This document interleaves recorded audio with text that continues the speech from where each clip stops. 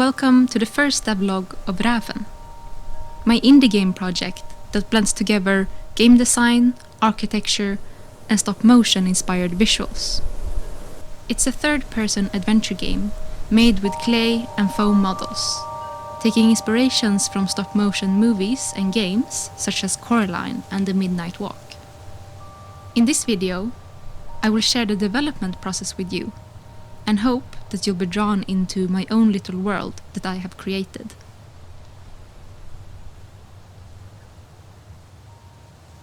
Before we dive into the game, let me share a bit about myself. I've always had a passion for creating stories and worlds. As a child, I would often draw, write, or sculpt these own little realities I made up in my mind. For the past years, I've studied concept art and undertook a bachelor degree in architecture, and I loved it. The creativity, the way of making physical models and learning about how people experience different spaces.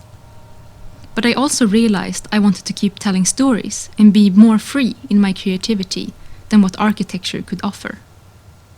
So, for the first time in my life, I had time to figure out what I wanted to pursue in my own life.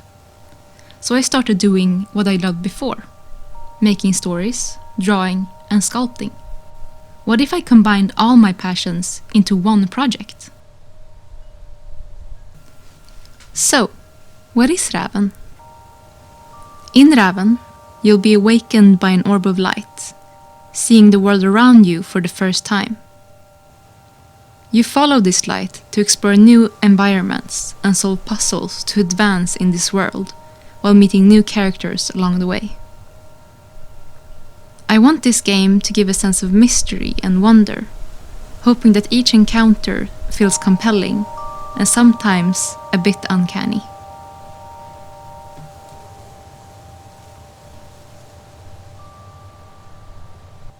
So, how is a model made? The process starts with a sketch, getting the rough idea out. This is then followed by a clay model, which is photoscanned and then put into Blender. This model is then rigged and ready for animation. Finally, the textured model is done, ready to be put into the game.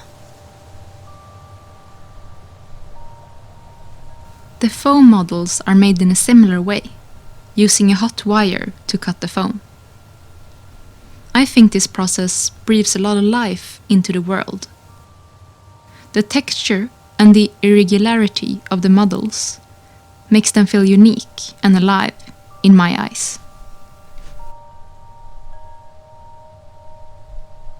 I have learned a lot these last months, not just in making my first game, but also in taking on a big project. I want this project to be a test of what I can accomplish on my own, and if this is what makes me happy, creating something I believe in. If you want to support me, please follow me in any of my social media and wishlist the game on Steam. If you want to see more day-to-day development of the game, consider following me on Twitch, where I stream the process of making the game. Thank you for watching, and I hope to see you in the next devlog.